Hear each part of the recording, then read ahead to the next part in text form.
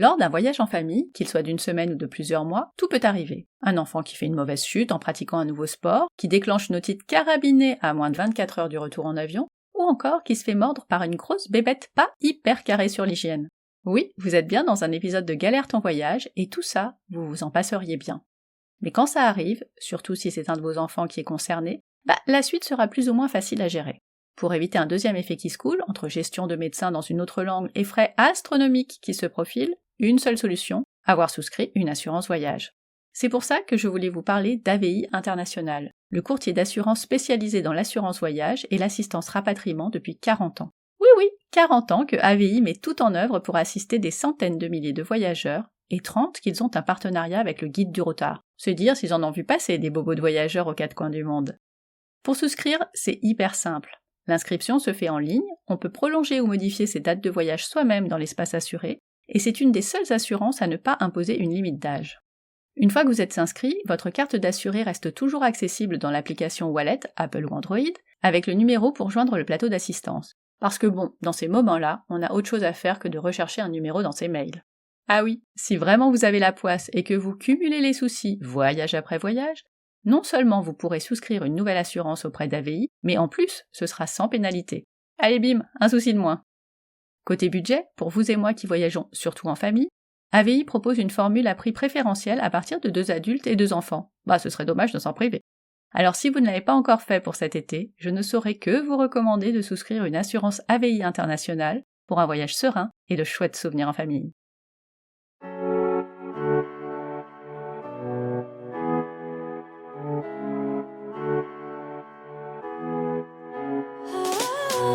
Hello, ici Stéphanie, maman de 2 ados de 14 et 18 ans et complètement accro au voyage.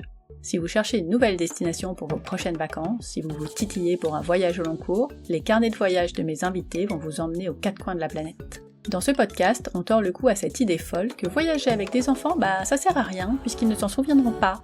Mais que nenni! Et mes invités le prouvent chaque semaine.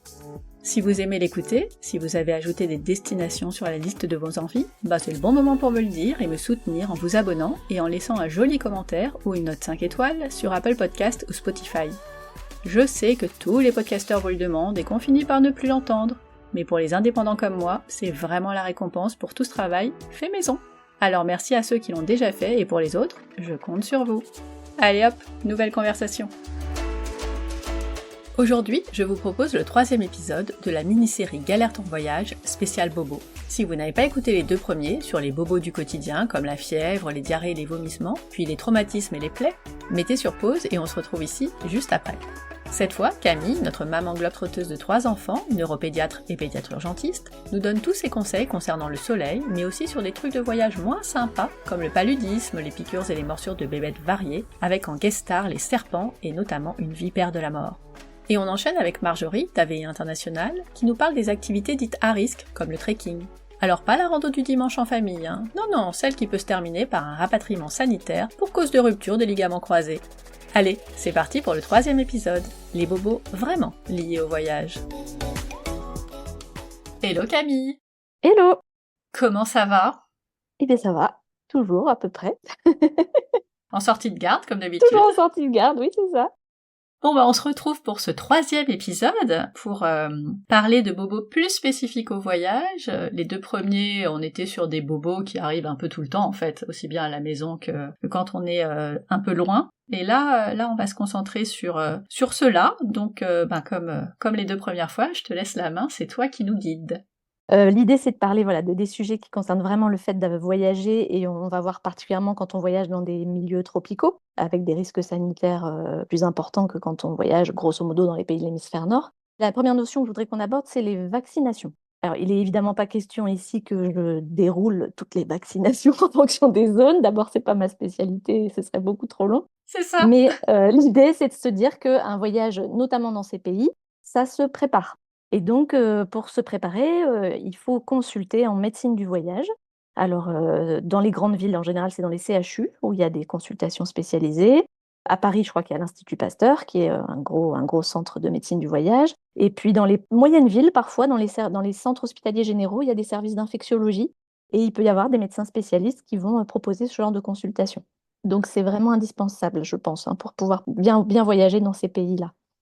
À Paris, on a aussi le Centre Air France qui vaccine Oui, sur certains, en tout cas, enfin qui fait certains vaccins, je vais y arriver. Très pratique parce que parfois plus simple en termes de, de rendez-vous de prise que... de rendez-vous, voilà. Ah C'est ce que oui, j'allais dire, c'est-à-dire qu'il faut bien anticiper ça parce qu'il y a quand même des délais de rendez-vous qui sont souvent compliqués à trouver. Et puis comme en plus il faut anticiper une forme de délai par rapport au départ, tu vois, pour que ta vaccination soit efficace, on conseille en général d'être au moins 2 mois avant le départ, d'avoir géré ça. Parce que si tu t'en rends compte 3 semaines avant, que tu as ton rendez-vous la semaine avant de partir, bon, tu es un peu moins bon en termes de couverture vaccinale si tu le fais en immédiat. Bon, voilà. Après, il y a des choses qui se font en minutes, hein. Il y a certains vaccins d'urgence, tu vois, pour les familles qui doivent partir en urgence sur des destinations d'expatriation d'urgence, des choses comme ça, on peut se dépêcher. Mais c'est vrai que si tu as un peu le temps et si tu es au courant de ton voyage depuis plusieurs mois qu'il est planifié, autant faire les choses bien et faire les choses à l'avance. Alors, dans les vaccins, c'est hyper important d'être à jour de ces vaccinations obligatoires françaises. D'abord, ça semble logique, c'est pour se protéger soi-même, protéger ses enfants, ça semble assez logique. On va dans des pays où parfois les maladies ne sont pas éradiquées, dans certains cas, donc il faut y penser. Mais je crois que c'est important de redire que la vaccination, c'est aussi un geste altruiste qui est là pour protéger les populations autochtones aussi. J'ai repensé ce matin à, je ne sais pas si tu te souviens, cette histoire d'une famille française qui était allée au Costa Rica et qui avaient eu leur enfant mal vacciné, ou pas vacciné, je ne sais pas trop où ça en était, en tout cas pas bien suivi du tout par rapport à ça, ils avaient importé la rougeole au Costa Rica, alors que la rougeole était éradiquée là-bas. Ouais, mince. donc ça, c'est vraiment quelque chose de très, très embêtant pour un pays. Quand un pays a fait l'effort de super bien gérer sa vaccination pour éradiquer certaines pathologies et que c'est les étrangers en vacances qui viennent amener la Ouais, c'est pas pathologie, bien. ouais, c'est pas bien du tout. Donc je crois qu'il faut vraiment toujours avoir en tête que la vaccination, c'est pour soi, mais c'est pour les autres aussi, c'est pour protéger les autres. Donc c'est pour ça que toutes ces vaccinations obligatoires-là, elles ont complètement leur place dans le voyage. Et puis, il y aura, en fonction des pays où vous allez, un certain nombre de vaccinations à faire. Et ça, c'est les médecins spécialistes qui sauront vous indiquer. Dans le fameux site internet dont j'ai parlé la dernière fois, là, le groupe de pédiatrie tropicale, il y a un chapitre consacré aux vaccinations et tout est bien expliqué. Évidemment, ça ne remplace pas la consultation, mais ça peut déjà vous donner une idée de quel type de vaccin, à quoi je peux m'attendre en fonction du pays dans lequel je vais aller, quoi. Voilà. Je remettrai le site dans les notes. Ouais, et le site de Pasteur, il me semble aussi, est bien fait aussi Oui, pour ça. Tu tapes ton pays et on te dit, en gros, en fonction des endroits où tu vas dans le pays, ce qui est recommandé de faire. parfait. Deuxièmement, un tout petit mot rapide sur la protection vis-à-vis du soleil. Quand on va en voyage et qu'on va, alors c'est valable en France, mais c'est quand même bien valable dans les zones équatoriales, tropicales, où les rayons sont plus agressifs. Donc on pense qu'on part avec une crème. Alors c'est quand même souvent mieux d'acheter sa crème solaire dans le pays dont on part parce qu'on a souvent une gage de qualité du produit qui est meilleure. Après, je dis pas que c'est pas bon ailleurs, mais ça, tu sais jamais trop. Et puis tu l'as, c'est fait. Voilà, tu l'as avec toi, et puis des fois tu la payes moins cher aussi, hein, de la prendre Aussi. depuis la France, donc ça peut être intéressant. On tartine les enfants, alors on le fait soi-même, on laisse pas les grands enfants se tartiner eux-mêmes, parce qu'en fait souvent ils le font pas très bien. Je Ils oublient confirme. quelques zones. Voilà, et en général tu le vois, au bout des 3 heures de soleil, tu te rends compte de où est-ce qu'ils ont tartiné, où est-ce qu'ils n'ont pas tartiné. Voilà, on dit qu'on renouvelle toutes les 2 heures la crème solaire, qu'on n'expose pas les enfants de moins de 6 mois au soleil, qu'on se protège avec du vêtement long, léger, à mailles serrées pour être respirable, mais pour pouvoir bien bloquer les UV. Et puis, on évite l'exposition entre midi et 16 heures. Ça, c'est un peu valable partout dans le monde. Un petit tip intéressant, pour ceux qui doivent mettre et crème solaire et répulsif à insectes, ce qui est recommandé, c'est de mettre la crème solaire d'abord et d'attendre 20 minutes avant de mettre le répulsif. Ah bah, Parce que je si savais tu pas fais ça. crème puis répulsif, tu vas diluer ta crème solaire et il n'y a rien qui va fonctionner. Voilà. Donc ça, c'est une petite chose à retenir. Et évidemment, de l'écran total pour tout le monde. Ouais, tout le monde, enfants, bébés, parents, tout le monde y passe. Et puis le chapeau aussi, là, on Ah dit oui. toujours un large bord pour faire de l'ombre complète sur le visage. Bon voilà, ça c'est des choses que les gens normalement sont assez bien informés, assez bien éduqués en France, mais je crois qu'il faut vraiment se l'appliquer avec fermeté. On pense aux lunettes de soleil, qui doivent être couvantes avec un bon indice UV. Et dès les tout petits, on met les lunettes de soleil en fait, hein, vraiment pour protéger la rétine des rayons UV. Et tu vois tellement, encore aujourd'hui, de parents qui se baladent avec des lunettes sur le nez et pas les enfants. Et pas Et les enfants. ça, Ouais. Alors, je il comprends faut être pas. honnête qu'il y a certains enfants, les miens étaient un peu spécialistes, qui n'aiment pas garder les lunettes de soleil. Même mes ados, tu vois, je suis toujours en train d'insister en leur disant mettez les lunettes de soleil, mais je sens que c'est toujours une bataille. Donc, je réussis à obtenir la casquette, mais même moi, je dois batailler pour qu'ils gardent les lunettes de soleil. Tu vois. Alors, la petite, sans problème, je crois qu'elle trouve l'accessoire un peu mode, elle aime bien, je sais Oui. pas. Une fille, c'est différent. Mais alors, mes garçons, ouais, ils sont pénibles avec ça. Ils sont pas trop observants vis-à-vis du port des lunettes de soleil. Insistons. Insistons, voilà. Ensuite, on va parler d'un chapitre un peu moins drôle, qui sont les diarrhées infectieuses. Alors déjà les diarrhées, on n'aime pas, mais alors Voilà, c'est infectieuses, quand même oh. le premier symptôme qui est rencontré par tous les voyageurs dans ces pays-là, enfin je dirais les pays tropicaux, les pays avec des risques sanitaires, on va dire des conditions d'hygiène un petit peu moins safe que ce qu'on a dans les pays de l'hémisphère nord. Donc je ne vais pas revenir sur les signes de déshydratation, tout ça, ce qu'on a vu finalement dans le premier chapitre, mais juste dire que la première cause de diarrhée, c'est les bactéries quand on est ailleurs qu'en France, alors qu'en France, c'est plutôt les virus, tu vois. Ensuite viennent les virus, puis les parasites. L'idée, c'est que a priori, une diarrhée dite banale, c'est-à-dire, tu vois, quelques selles par jour bien supportées, des enfants qui ne se déshydratent pas, qui ont pas de fièvre, une diarrhée qui n'est pas avec des glaires ou avec du sang dans les selles, une diarrhée où il y a un peu de matière quand même, tout ça, c'est plutôt des signes de diarrhée banale et ça ne nécessite pas nécessairement de traitement, en fait, à part l'hydratation et le soluté d'hydratation orale dont on a parlé la dernière fois. Mais, de première intention, on les traite pas. Ce qu'on va traiter, c'est donc toutes celles qui ont de la fièvre, les enfants vraiment qui ont de la fièvre avec leur diarrhée, la présence de glaire, de sang dans les selles, on traite, une diarrhée très mal supportée, très, très fréquente, très abondante avec des enfants qui commencent à aller pas bien et les diarrhées qu'on dit afécales. Afécales, ça veut dire vraiment de l'eau, tu vois? Tu fais de l'eau, sans Oh là matière là. dedans. Ça, c'est plus à risque que ce soit des bactéries et là, on va traiter et donc il y a un traitement qu'il faut que vous fassiez prescrire par votre médecin traitant avant de partir en voyage, qui est l'azithromycine. C'est un antibiotique, bon, c'est l'antibiotique phare, je dirais, des traitements des diarrhées infectieuses en voyage, parce qu'il couvre à peu près, enfin, presque tous les germes et surtout, il a comme avantage de se prendre en 1 fois par jour pendant 3 jours et c'est fini. Ah c'est bien, oui. Donc c'est top pour les enfants, enfin pour les adultes aussi, mais tu vois, en termes d'observance du traitement et de facilité d'administration, c'est super bien. Alors on s'automédique pas, bien sûr, tu vois? Mais au moins on a le traitement prescrit par le médecin, l'avoir avec soi au cas où, c'est toujours bien si on se rend compte que les choses dégénèrent un peu et qu'il va falloir le prendre, on a le médicament avec soi. Donc ça, c'est quelque chose que je recommande et puis après, il y aura en cas de diarrhée au retour du voyage, bah là, c'est plus simple, vous avez plus facilement accès aux soins, et aux médecins, mais n'hésitez pas à consulter et dites que vous êtes allés en voyage, c'est super important, ça change complètement la façon dont on va vous prendre en charge. Donc par rapport à l'eau, pour essayer d'éviter ces diarrhées infectieuses, alors des fois on fait tout ce qu'on peut puis on n'y arrive pas et on la chope quand même, mais quand même, il faut être super prudent vis-à-vis de l'utilisation de l'eau dans ces pays-là. Donc on a pour habitude de dire qu'on ne boit pas l'eau du robinet, soit vous achetez de l'eau en bouteille, vous vérifiez que les bouchons de bouteille ont jamais été ouverts pour être sûr que c'est pas de l'eau, «recyclée» entre guillemets. Soit vous faites, moi je trouve ça très pratique, de l'eau du robinet, mais dans laquelle que vous traitez avec les fameux comprimés désinfectants dont on parlait la dernière fois. En général, vous mettez un comprimé dans un litre d'eau et ça dure au bout d'une demi-heure, l'eau est prête à être consommée. Donc ça, c'est quand même pratique et moi, j'hésite pas en fonction des pays où je vais à même me laver les dents avec cette eau-là. Tu vois, je fais une bouteille d'eau avec un comprimé de chlore dedans et je lave les dents pour être sûre, notamment quand les enfants sont petits, qui savent pas bien se brosser les dents sans avaler l'eau, tu vois, quand tu es pas sûr de toi, il vaut mieux faire Mmh. ça. Alors, il y a des gourdes filtrantes qui existent maintenant, on en voit pas mal de pubs. J'avoue que je peux pas te confirmer la parfaite efficacité, je suis pas assez spécialiste pour savoir ça, mais je pense qu'il y en a qui sont très performantes quand même, donc ça peut être une bonne solution aussi. Et puis le lavage des mains, c'est basique, hein, mais en fait, pensez à faire se laver les mains aux enfants très souvent. De l'eau, du savon, hein, c'est banal, c'est tout simple, mais ça rend bien service. Ils sont toujours en train de toucher à tout, ils jouent dans le sable, pensez à éplucher ses légumes, pas manger des Pas de crudités, crudité. voilà. Tout ce qui est fruits avec des grosses écorces, tu vois, pamplemousse, orange, tout ça, il y a aucun souci.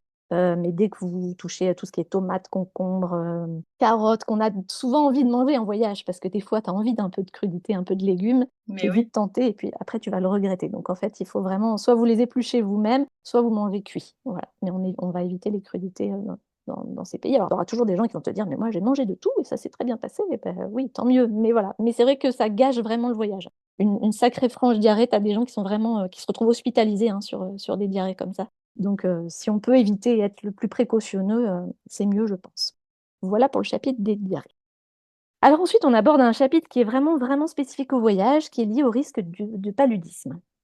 Alors le paludisme, c'est quoi? C'est une maladie parasitaire qui est transmise par les moustiques. Alors une espèce de moustique particulier qu'on appelle l'anophèle, qui est une femelle de cette espèce anophèle, qui va piquer sous certaines latitudes, en général toute la zone tropicale en fait, que ce soit, Amérique, Amérique du Sud, Afrique, Asie. La maladie parasitaire est transmise par la piqûre du moustique. C'est un moustique qui pique de la tombée du jour le soir en fait, jusqu'au lever du soleil le lendemain matin. Donc c'est vraiment un moustique nocturne. Du coup, vous le voyez pas et donc vous pouvez pas du tout compter sur ça pour, se dire: «Je vais avoir le palu, je veux pas l'avoir, j'en ai vu, j'ai pas vu de moustique». Non, on peut pas du tout, penser à ça, pour se prémunir, de la maladie. C'est une maladie potentiellement grave, le paludisme. C'est quand même une maladie qui a été, à un moment donné, une des premières causes de mortalité mondiale.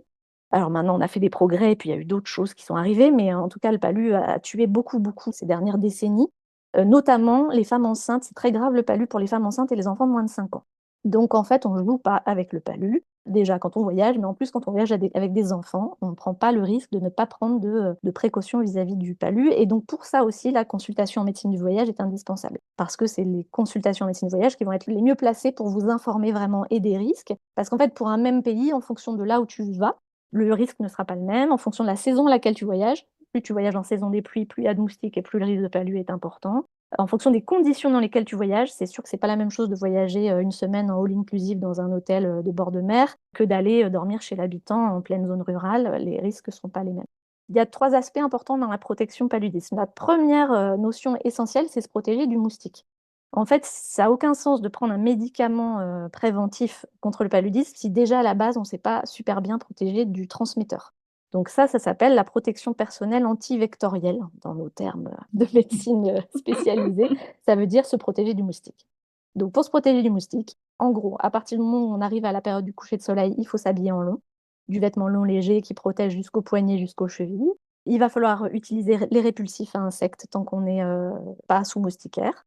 Donc les répulsifs, je ne vais pas rentrer dans les détails, mais il y a des produits chimiques très précis qui sont recommandés dans des concentrations précises. Vous trouverez tout ça sur le site, du groupe de médecine tropicale. Il y a par contre aucun répulsif avant 6 mois qui est autorisé. Donc on sait que les tout petits, bah, le risque On palu, n'y va c'est pas. plus compliqué. Bah, ouais, alors on y va, mais tu vois ce que je disais, tu adaptes un peu ton voyage. Tu peux t'autoriser un pays et puis te dire: «Bah, j'irai pas dans telle région parce que dans telle région, il y a Ouais, du c'est palu, puis ça. c'est tout. J'y retournerai une prochaine fois». Mais je crois qu'avec les moins de 6 mois, faut être vraiment prudent du fait que vous ne pourrez pas protéger les moins de 6 mois de la piqûre du moustique aussi bien que vous, probablement, du fait qu'on ne peut pas leur mettre de répulsif. Juste avoir en tête que ces fameux répulsifs, alors c'est des répulsifs précis et il faut se sortir de la tête que les bracelets aux huiles essentielles, tous les trucs qu'on trouve en France, tout ça, aucune efficacité pour se protéger du moustique dans ces zones-là, d'accord? Donc ça sert à rien d'acheter ça. Il faut par contre mettre les répulsifs. Ensuite, pour le sommeil, il faut dormir sous moustiquaire, mais il faut dormir sous moustiquaire imprégné de répulsif. Donc ça, c'est le truc, enfin la après chacun fait ce qu'il veut, hein, on est d'accord. Moi, mon objectif, c'est vous donner le maximum d'informations pour que vous soyez le mieux protégés. J'ai souvent entendu et notamment dans des podcasts, des familles dire: «N'emmenez pas vos moustiquaires imprégnés en tour du monde, ça nous a chargé les bagages» et en fait, on a trouvé des moustiquaires partout. Alors oui, la plupart de tous les hôtels et tous les auberges de jeunesse, tout ça, vont avoir des moustiquaires, mais je vous défie d'en trouver une qui soit pas trouée, déjà, parce que quand même, elles sont la plupart un petit trou à droite à gauche en général et de toute façon, elles ne seront pas ce ne sont pas des moustiquaires imprégnés. Donc elles ne vous protègent pas de la même façon que votre bonne moustiquaire. Alors c'est cher, hein, c'est clair, c'est un investissement. Pour ceux qui voyagent beaucoup, c'est un investissement qui est vite rentabilisé, mais c'est vrai qu'il faut se donner les moyens et notamment pour faire dormir les bébés, je crois que là, il faut pas trop jouer et il faut acheter les moustiquaires imprégnés pour mettre au-dessus des lits parapluies. Une chose qui est notée aussi, c'est que si vous faites dormir des enfants sous moustiquaires imprégnés, à ce moment-là, il faut les avoir lavés et avoir rincé le répulsif qu'ils avaient sur la peau avant, pour pas cumuler pour la nuit entière le répulsif plus le répulsif qu'il y a sur la moustiquaire, tu vois? Par rapport au risque de toxicité, ça fait plein d'infos, en fait, tu vois, à avoir en tête et c'est vrai que c'est pour ça que la consultation médecine voyage est intéressante. Parce que quand on part tout seul sans ces conseils-là, on a trop d'informations à retenir, on va pas savoir gérer. Alors que si tu as pris le temps de te poser avec un médecin, ou une infirmière spécialisée qui t'a bien expliqué tout ça, on vous remet des papiers, tout est écrit, tu vois? C'est des choses des documents avec lesquels tu peux partir et puis tu te rappelles ça de temps en temps et ça aide à voyager un petit peu plus, sereinement. La deuxième partie de la protection moustique, de la protection palu, ça va être ce qu'on appelle la chimioprophylaxie. Donc ça veut dire le médicament pour essayer de prévenir la possibilité de faire une crise de paludisme. Mmh. Alors là aussi, ça se prépare avec les médecins parce que, bah, en fonction des âges et cetera. Alors grosso modo, à partir de 5 kilos, on a la possibilité de donner des traitements. On a des astuces en pédiatrie, tout est écrit aussi sur le site, avec des médicaments, qu'on peut savoir donner. Il faut, couper un comprimé en 2 ou en 3. Il faut acheter des coupes comprimées, tu vois? Il faut écraser et cetera. Tout est rediluable, on s'en sort. Donc c'est faisable de donner une chimioprophylaxie à son bébé, d'accord? Ça c'est possible, avec des astuces, mais c'est possible.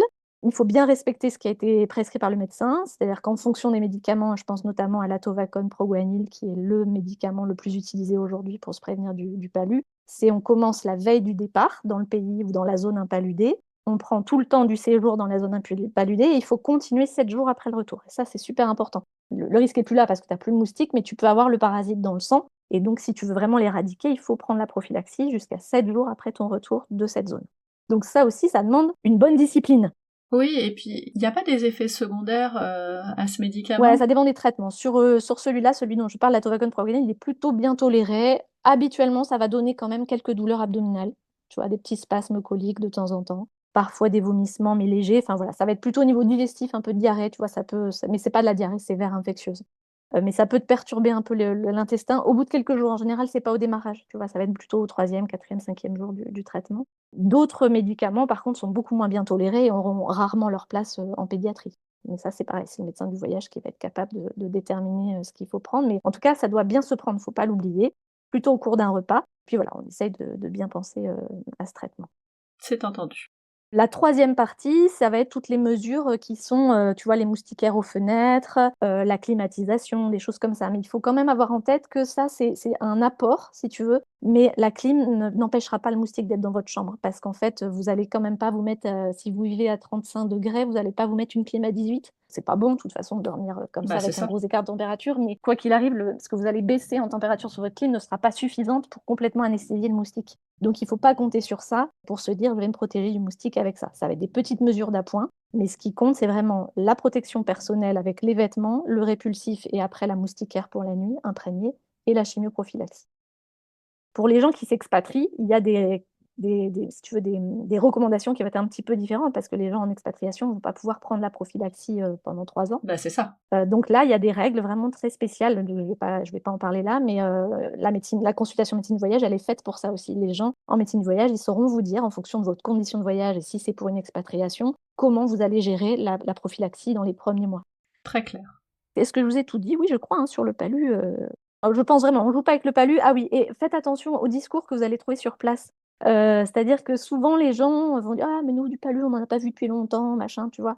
Oui. Bah, oui, mais les gens vivent sur place et il y a une immunisation, en fait, qui se fait au palu, hein. Donc, bien sûr que les gens sur place connaissent super bien leurs conditions de vie et que souvent, c'est les gens qui vont le mieux vous conseiller. Mais sur le palu, restez vraiment, sur les consignes qu'on vous a données au départ et surtout si vous voyagez avec des jeunes enfants. Voilà, ne considérez pas que parce qu'on vous a dit qu'ils n'avaient pas vu de palu depuis des années dans leur région, si Pasteur ou si un secteur de médecine du voyage vous dit: «Attention, il y en a quand même», bah, suivez les consignes qu'on vous donne, quoi.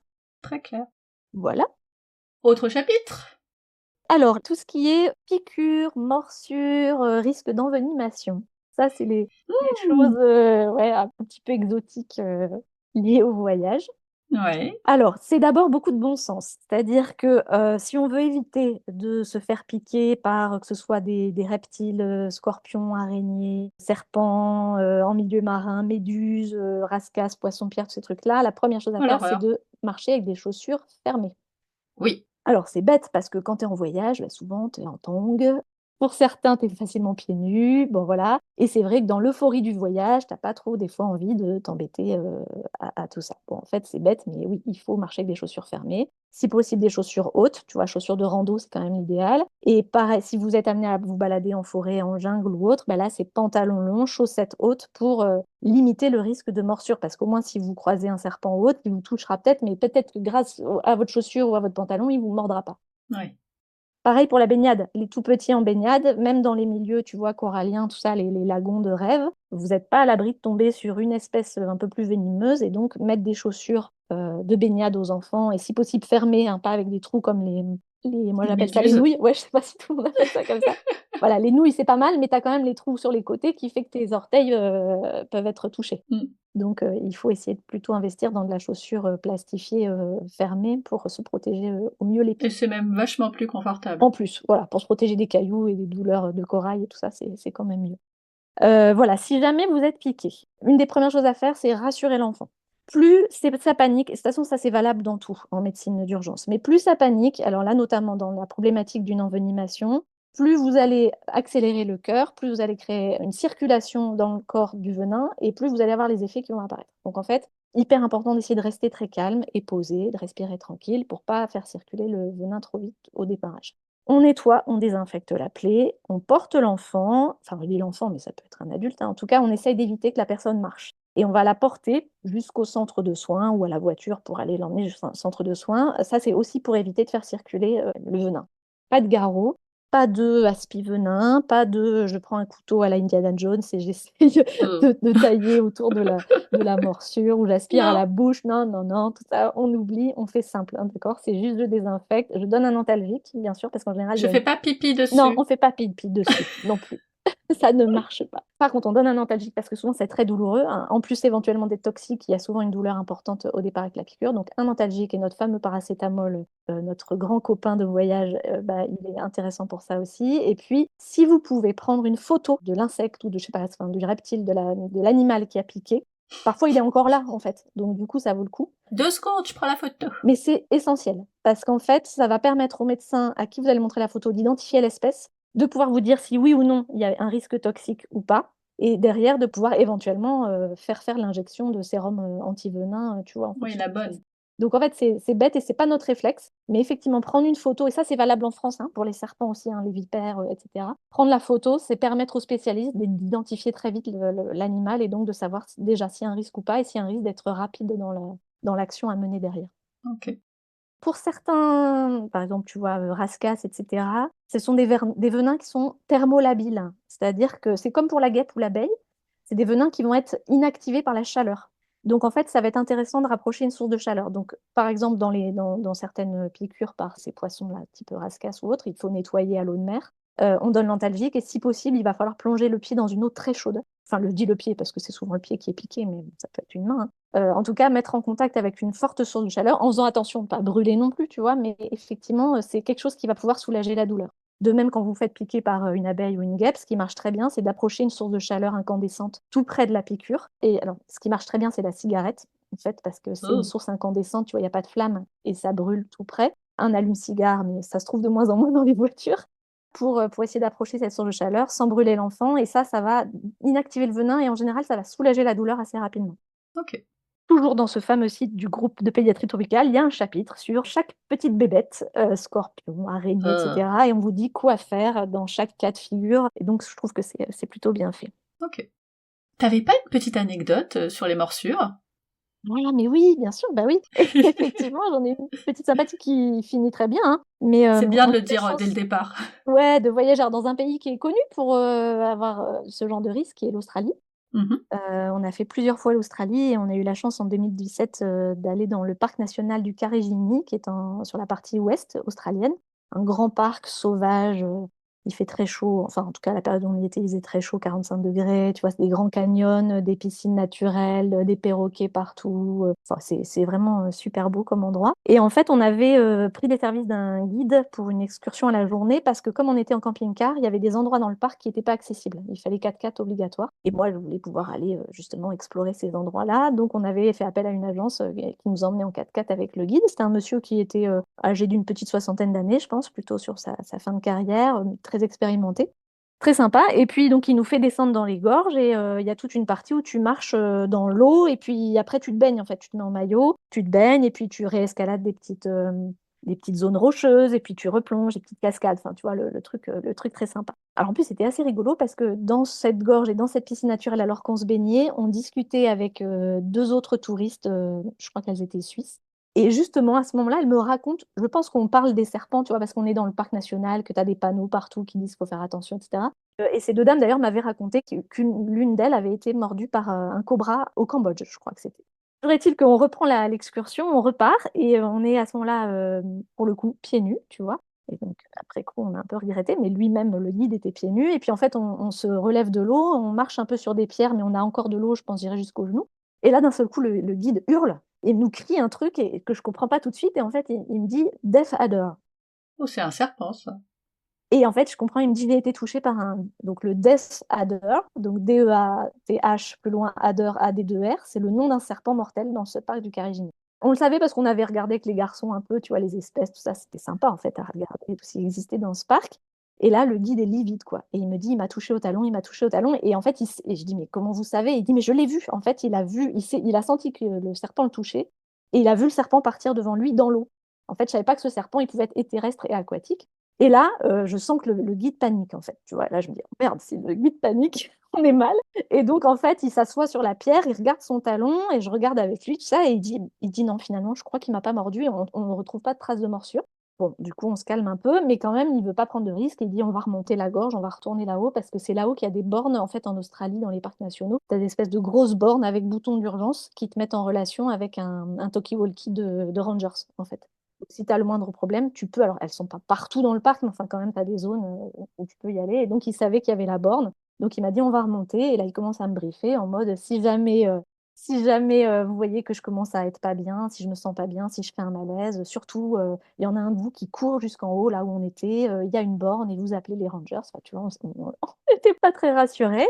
Bon, on réussit à grimper et puis finalement, ça s'est bien passé, et en fait, d'ailleurs, en montant, on a croisé un ranger qui descendait. Alors le vrai ranger, c'est avec les shorts, le short, les chaussures montantes, les chaussettes jusqu'aux genoux, enfin, mignon, quoi, et qui a son épuisette, et en fait, ils discutent ensemble, et en fait, le ranger était en train de descendre pour aller chercher ce descendeur puisqu'il y avait déjà d'autres touristes qui l'avaient signalé, et donc il savait qu'il y avait un descendeur à cet endroit-là, donc lui, il part avec l'épuisette, il a sa pince à barbecue et en fait, son idée, c'est il doit choper le serpent, il va pas le tuer, hein. Il le chope, il le met dans l'épuisette et il va le libérer dans une zone beaucoup moins fréquentée du parc pour être sûr qu'il y ait pas d'accident. Mais donc voilà, on s'est fait une petite frayeur avec ce serpent qui était quand même réputé mortel. Voilà. Donc, S'il est pas mort, c'est que c'était pas, il avait pas mordu. oui, il l'a pas mordu, ouais, il l'a pas touché. Ouais, il a eu aucun symptôme, en fait, on a fait toute la journée après le reste du temps et il y a pas eu de symptômes, et on a eu la confirmation que vraiment, en plus, c'était tu vois, un monsieur d'un certain âge et qui avait une peau au niveau du talon, bien épaisse, bien calleuse. Donc je pense que la bestiole l'a touché mais ne l'a pas mordu. Enfin, j'en suis sûre même, d'ailleurs. Oui, bah oui. Et c'est vrai que pendant 10-15 minutes, tu vois, au démarrage, Tu surveillais.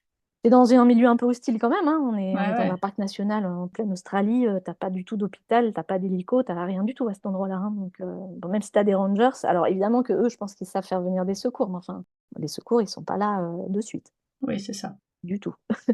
Bien, bien, Bon bien! voilà, c'était la petite anecdote, envenimation. Allez.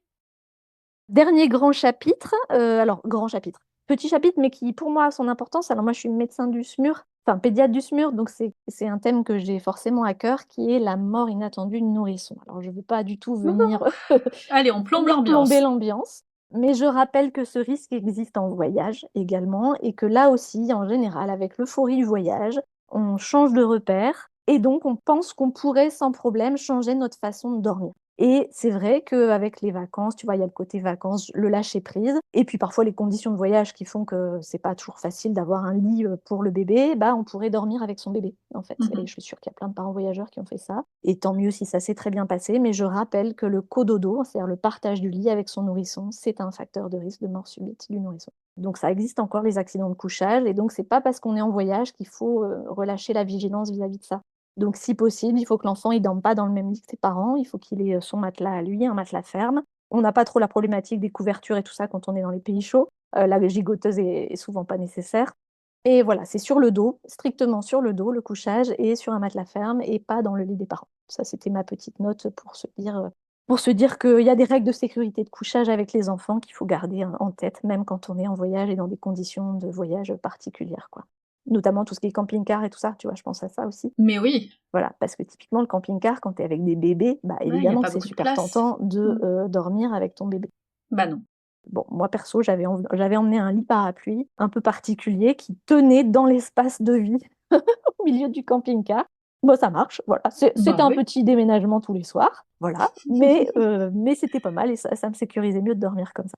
Puis j'ai déjà eu, en tant que smuriste, des histoires dramatiques dans des campings, si tu veux. Donc du coup, bah voilà, ça me. En fait, c'est bien de faire le Ouais, je crois que c'est déménagement. important de se dire attention à ça. Et de même, quand on parle règles de sécurité, la première cause de mortalité du voyageur en voyage, c'est les accidents de la route. En fait, c'est bête, mais c'est pareil. Gardons nos règles de sécurité. Alors là encore, et moi la première, ça m'est bien sûr arrivé de voyager sans siège auto et tout avec des petits, bah, parce que j'avais pas prévu le truc, ou je pensais que je pourrais avoir un siège auto avec ma location de voiture. Et puis, tu vois, ça se fait pas. Alors, je me rappelle qu'à Mayotte, par exemple, j'avais emmené mon siège auto, tu vois, j'avais emmené mes trucs, ça fait du bagage en plus, mais j'étais plus sereine d'avoir du siège auto à Mayotte, en fait. Mais c'est parce qu'après, on partait à Madagascar et que là, j'étais moins sûre de mon coup, donc je préférais avoir mes sièges auto. Mais voilà, c'est la sécurité en voyage. Encore une fois, on est parents, on est décideurs par rapport à ses enfants, donc on peut prendre les risques, mais on le fait en connaissance de cause. Et donc, juste se rappeler que la mortalité en voyage, elle est essentiellement liée aux accidents de la route, c'est important de l'avoir en tête et d'essayer de sécuriser le transport de ses enfants, c'est important, je pense. Et de ne pas faire grossir les statistiques. Et ce qui n'empêche pas après de faire un voyage super exotique, tu vois. Enfin, Ah, je mais veux bien dire, tu sûr, peux l'un faire un n'empêche pas super l'autre, hein. voyage avec ton chauffeur, ton 4x4, machin, mais si tu as des petits, il faut qu'ils soient en siège auto. Si tu as des moyens, rehausseur aussi. C'est très bête, mais le rehausseur, pour le coup, c'est pas compliqué à emmener en voyage. Ça se cale dans un gros sac de voyage, tu vois, c'est facile. Et puis, c'est important pour que tes enfants soient à la bonne hauteur vis-à-vis de la ceinture de sécurité. Je crois que j'ai à peu près fait le tour des choses à savoir pour la partie voyage pur et dur. Donc, qu'est-ce qu'on rajoute dans notre trousse à pharmacie suite à cet épisode? Et bah du coup, on a dit, on rajoute la crème solaire indice 50, on rajoute l'azithromycine qu'on s'est fait prescrire par son médecin traitant en cas de diarrhée infectieuse méchante. On rajoute notre protection répulsive adaptée pour lutter contre le paludisme si on va dans un pays impaludé. On rajoute la moustiquaire imprégnée si c'est le cas aussi. Ah oui, je ne l'ai pas dit tout à l'heure, mais il n'y a plus d'indication au répulsif sur pour protéger les vêtements. En fait, avant, on conseillait, quand tu allais dans des zones très impaludées, d'imprégner tes propres vêtements avec des répulsifs. Et en fait, les études ont eu l'air de montrer qu'il y avait quand même une toxicité, on n'est pas sûr de la toxicité de ces produits portés chroniquement sur le vêtement et que tu vas pas pouvoir laver, enfin, même si c'est résistant au lavage, en fait, c'était le but du produit. Et donc, maintenant, on recommande plus de faire ça. Ok. Donc, on n'a pas de produit pour ses vêtements, mais par contre, pour sa peau et la moustiquaire, oui. On prend des chaussures fermées. Alors, ça fait pas partie de la pharmacie, mais ça fait partie Des du valises. kit voyage des valises. Et puis voilà. Puis son matériel sécurité pour la voiture, pour les petits. Bon, bah, on se retrouve dans le prochain épisode et là, tu vas nous parler de quoi? Ah bah, dans le prochain épisode, c'est un petit peu moins drôle, mais je crois que c'est important d'en parler aussi. Je suis désolée. Je voudrais vous parler des gros bobos en voyage, c'est-à-dire les quelques accidents qui peuvent survenir, qui peuvent être sérieux, pour vous redonner quelques bases de premier secours. Ok, bon, bah, à la prochaine alors. À la prochaine fois.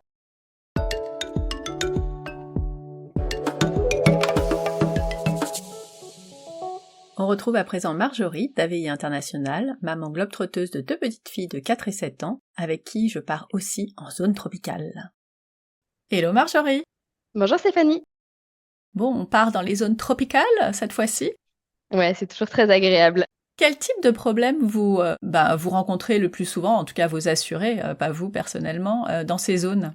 Alors, en zone tropicale, on a plutôt l'intoxication alimentaire qui Ah bah oui, arrive, évidemment, tout ce qui est relatif à la déshydratation aussi. Et on a surtout beaucoup de morsures de singes notamment. Et on a un peu deux autres thématiques qui reviennent beaucoup, beaucoup. C'est toute la partie tétanos et la dengue. Voilà. c'est gai? Ouais, c'est pas très drôle, mais ça arrive et surtout, la dingue, il y en a quand même beaucoup, en ce moment et là où on veut sensibiliser sur cette thématique-là, c'est qu'on a eu, récemment une femme, enfin voilà, au Mexique qui nous a envoyé un petit mot pour nous dire: «Bon, bah, voilà, j'ai déclaré, la dingue. Qu'est-ce que je fais? Comment je fais? Comment ça se passe?» Et on a pu très rapidement déjà échanger avec elle puisqu'elle est en contact avec la partie plateau d'assistance. Mais ce qui compte là, c'est qu'on a nous, la partie de consultation, des examens réalisés, la partie de laboratoire et finalement elle a eu, enfin rien à prendre en charge. Ça, c'est le côté incontournable, pas d'avance de frais, mais surtout des conseils qui vont bien pour la manière de poursuivre après son voyage de manière sereine et du protocole médical qui est à suivre dans ce cas-là. Donc voilà, c'est vrai que en zone tropicale, c'est un peu différent.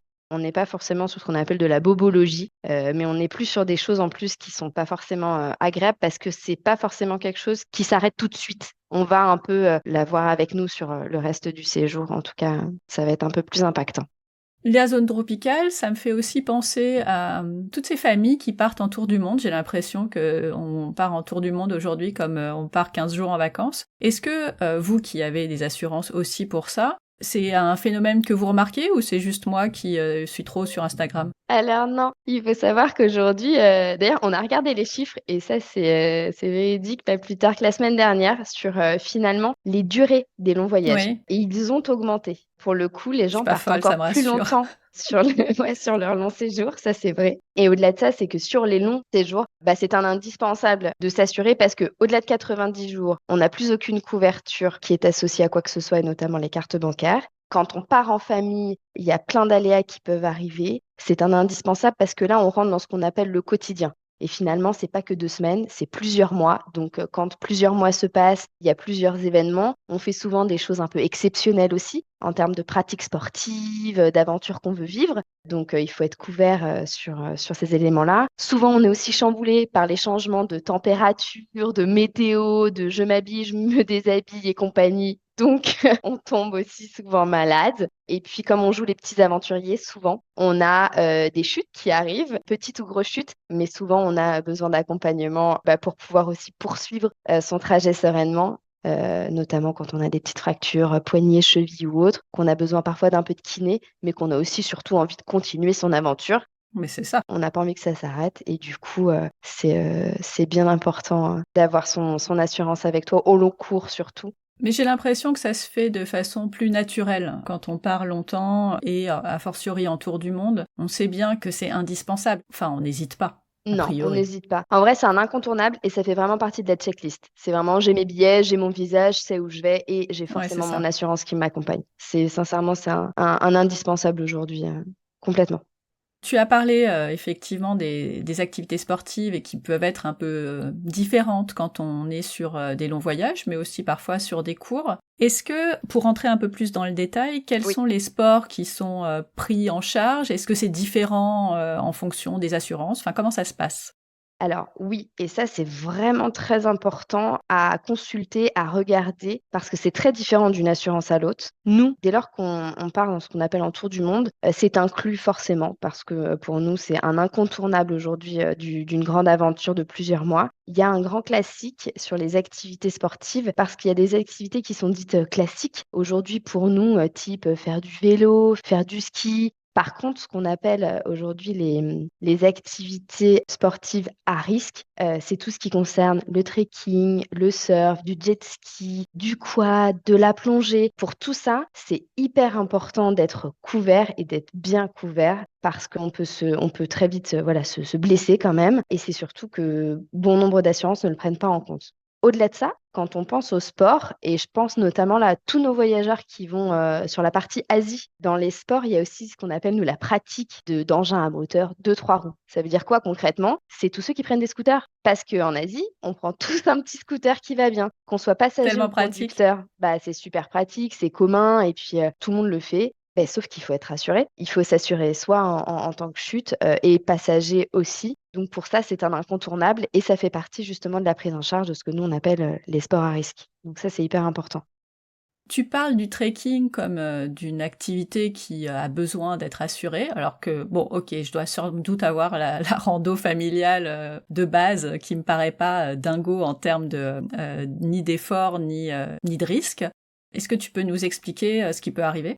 Quand on parle de rando, il faut qu'on ait en tête qu'il y a une grande différence entre une rando pédestre et un trekking. Je vous Ah, explique la différence parce que c'est pas du tout, en tout cas côté assurance, c'est pas du tout la même chose. On a ce qu'on appelle, nous, la randonnée pédestre, c'est une petite activité en plein air. On a un itinéraire qui est balisé ou non, on peut être seul ou en groupe et on est dans le cadre d'une moyenne montagne avec ou sans guide. Ça, c'est vraiment voilà, la petite rando pédestre qu'on fait seul ou en famille. Et puis, on a ce qu'on appelle le trekking. Et là, quand on parle d'un trekking, c'est vraiment une randonnée, ce qui est considéré d'aventure. C'est pour ça qu'elle est considérée dans les sports à risque. Elle va s'échelonner sur plusieurs jours. Elle va être ponctuée par des bivouacs et elle se fait avec ou sans guide et elle va être après au niveau d'une altitude beaucoup plus importante ou en tout cas elle peut l'être et c'est là la grande différence pour nous et c'est pour ça qu'elle va rentrer dans le cadre de ce qu'on appelle les sports à risque. Aujourd'hui, les gens ont tendance en fait à mettre le mot trekking un peu sur très vite finalement sur une rando parce que c'est peut-être plus voilà plus sympa, c'est les mots qui sont un peu ça fait courants et à mieux. la mode, ça fait mieux. Mais la petite subtilité dans la science, c'est ça, c'est que le trekking c'est de l'aventure sur plusieurs jours, alors que sinon le reste du temps c'est ce qu'on appelle de la rando. Non, mais c'est important, je pense, de faire la différence parce que effectivement, c'est aussi ça la langue française, même si trekking, ça n'est pas hyper français. Hein, voilà, il y a de la subtilité. C'est ça, c'est ça, c'est riche, mais ouais, tout est Faut dans pas se tromper. ouais, exactement, tout est dans l'art de la subtilité et surtout en assurance. Donc voilà, le petit plus, c'est ça, pensez-y. Alors, c'est vrai que pour nous, le trekking, c'est monté en puissance, hein. Sur les dernières années, sincèrement, on a de plus en plus de gens qui pratiquent du trekking, seuls, en famille. Et ce qui est hyper important sur la partie trekking et ce qui arrive très souvent, c'est que, alors on fait du trekking, mais on n'est pas forcément tous des grands athlètes, on n'est pas tous ultra bien préparés, soyons clairs. Oui, une petite rando, quoi. Voilà. Et ce qui arrive très souvent chez nous, c'est la partie des ligaments croisés du genou. Oh, l'enfer. Voilà, on en parle souvent côté ski, Mais oui. pas souvent côté trekking parce que, bah, voilà, il y a pas souvent de partage sur cette partie-là. Mais chez nous, c'est le grand classique et pour tous ceux à qui c'est arrivé malheureusement, c'est une sacrée aventure parce que ça fait mal, mais Bah aussi oui. parce qu'on est obligé bien souvent d'avoir des phases d'immobilisation au départ, puis d'opération, puis de consolidation derrière. Oh là Donc là. voilà, c'est très important et puis il y a cette notion aussi de finalement de se faire rapatrier ou pas et là, si je peux faire juste un petit focus là-dessus sur la partie de rapatriement. Souvent on dit: «Oh bah moi, je me fais rapatrier, j'ai envie de me faire rapatrier». Bon, il faut savoir un petit truc quand même dans le monde des assurances, c'est qu'on choisit pas. Aujourd'hui, à titre individuel, on choisit pas de se rapatrier. On appelle le plateau d'assistance, on échange avec les médecins et finalement, c'est les médecins qui vont entre eux dire: «Oui, là, c'est vraiment nécessaire, il y a pas de sujet. On vous rapatrie parce qu'il est nécessaire que ce soit, fait dans ce cadre-là» et c'est Mmh. surtout qu'on peut vous imposer, si je puis dire, ce rapatriement parce qu'au local, il n'y a pas les compétences nécessaires pour que vous puissiez être pris en charge. Ça, c'est hyper important, à avoir en tête, cette notion de rapatriement Oui, sanitaire. qu'on fait pas ce qu'on veut, Concrètement, quand on est sur, des interventions type, le croisé ligament du genou, ouais, là non. on va il y a pas de sujet, hein. On va enfin sincèrement, dès lors qu'il s'agit d'interventions, chirurgicales ou autres, il y a un rapatriement. Par contre, là où c'est important à avoir en tête, hein, c'est que c'est vraiment les médecins qui décident. Pourquoi? Parce que parfois, il y a une stabilité, qu'il est nécessaire d'avoir. On peut pas aujourd'hui, malheureusement, transporter tout le monde et dans n'importe quelles conditions. Ce sont vraiment des rapatriements sanitaires avec des équipes médicales qui sont spécifiques. Il faut savoir que, quand on a un petit bobo et cetera, bon, ça va être entre guillemets «facile», hein, de se faire rapatrier. Mais quand on n'est pas stable, que l'organisme n'est pas stable, on ne peut pas faire un rapatriement. Mais par contre, enfin, ce qui est bien avec l'assurance, c'est que si jamais on est parti seul ou qu'on a besoin d'un membre de sa famille à ses côtés pour être, bah, rassuré, accompagné, l'assurance prend en charge ça, le fait que quelqu'un soit avec vous, à vos côtés, sur cette période et puis que vous puissiez rentrer et être rapatriés ensemble. Donc ça, c'est vraiment très important de se sentir accompagné dans ces moments-là, voilà, dans Bah oui. l'intervalle de se faire rapatrier. OK. Bon, bah, on se retrouve la semaine prochaine. À la semaine prochaine!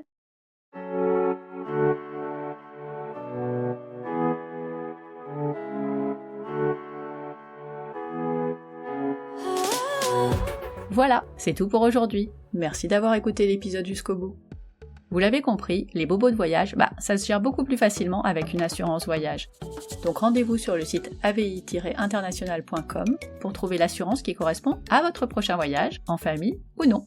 Et si, comme moi, vous avez de grands ados qui prendraient bien le large, AVI propose aussi d'autres types d'assurances.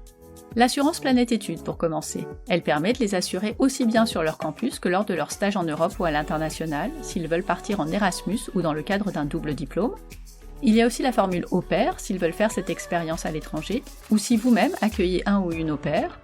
Et enfin, pour les jeunes de moins de 35 ans qui partent à l'étranger dans le cadre d'un visa Working Holiday, AVI propose aussi une assurance spécifique pour une couverture complète. C'est d'ailleurs celle de mon petit frère, actuellement en Océanie.